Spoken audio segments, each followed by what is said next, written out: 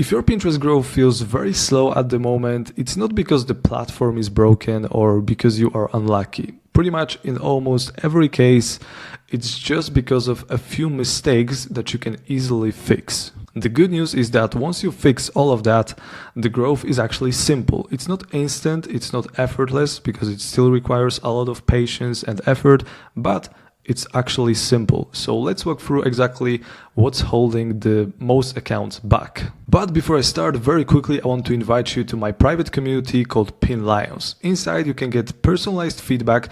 I can have a look on your account and tell you what you can potentially do better. And of course, you can get access to a lot of resources, tools, workflows, prompts, all of the good stuff, all of the WordPress plugins, Chrome extensions, basically everything that I created so far. On top of that, you can meet a lot of cool people from all around the world.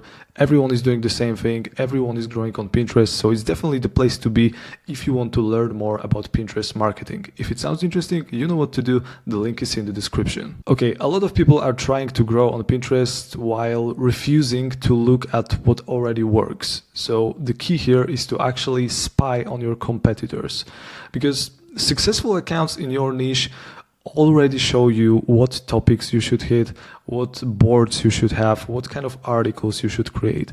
So whether it's the food niche or the home decor niche or the fashion niche, it's always a good idea to find the accounts that are already getting a lot of views and just try to replicate their success. You don't copy them, you just study the patterns and you build your own version. So you can use them as an inspiration, and honestly, it works so well and it's going to give you a lot of ideas for new content. Another thing that you have to fix is the quality of your pins. If your pins look messy, confusing or boring, people won't click on them. So if you are getting a lot of impressions but you are not getting enough clicks, maybe your pins are just ugly. As an example, here's one of my pins that gets a lot of clicks.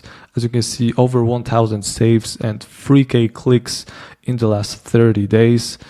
I mean, it's nothing special. It's just a good looking image and a good looking font, which is easy to read and big enough so that people can actually see it while they are scrolling on mobile. Once you fix the visuals and once you fix the quality of your pins, the CTR of your pins is going to grow, and long term, when CTR is just bigger, Pinterest pushes your content more. Another mistake that a lot of beginners make is actually choosing the wrong keywords. Pinterest runs on keywords and guessing them puts you at a disadvantage from day one. Finding keywords just like these ones from PinClicks, this is a very valuable data because you are not guessing, and once you know the keywords, you know exactly what kind of content you should create, and it just speeds the entire process up. If you don't want to pay for PinClicks, that's fine. You can still use Pinterest Trends or the search bar on Pinterest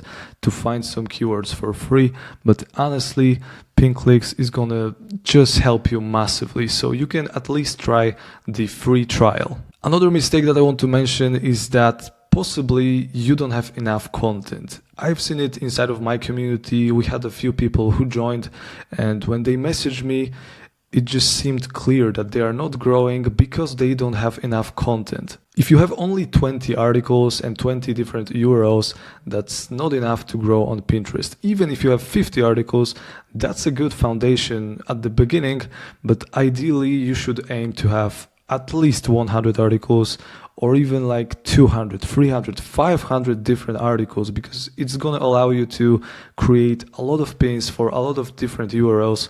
And the more URLs you have, the better. Because if you have 500 different articles and each one of these articles targets a different keyword, then obviously you will just target a lot of different topics on Pinterest, and long term it's gonna pay off because your reach will be just bigger. And even if you have 500 articles already, it's always a good idea to add new URLs on top of that, like another 100, another 200, because Pinterest prioritizes fresh URLs. And as you know, Pinterest is a volume game. If you post a few pins per day and others in your niche post 20 or 30 pins per day, then Pinterest has more data from them and less from you. I mean, it's okay to post between 5 to 10 pins at the beginning if you are just starting out, but with time it's super important to actually grow the daily volume up to 30 or even 40 pins every single day. As long as it's high quality content and high quality pins, you are not spamming,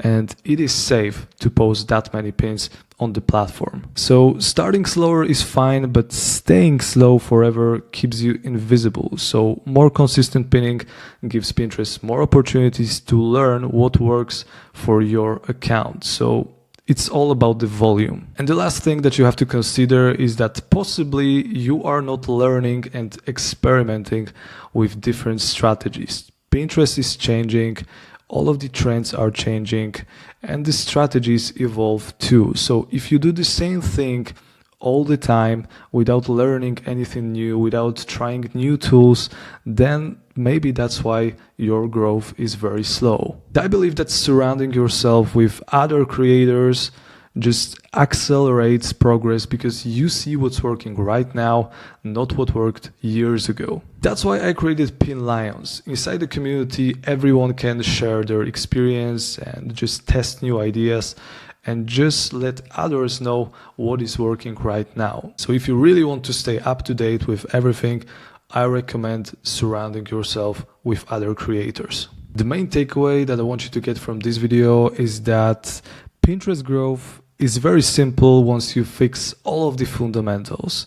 If you study competitors, if you improve your designs, if you use the right keywords from pin clicks, and if you build more content and increase pin volume on top of that, plus if you just surround yourself with other creators who inspire you to push harder with Pinterest, well, if you do all of that, you will be successful. Do it all consistently for a few months, and I'm telling you, you will be making money from your AI sites. That's pretty much it for today, guys.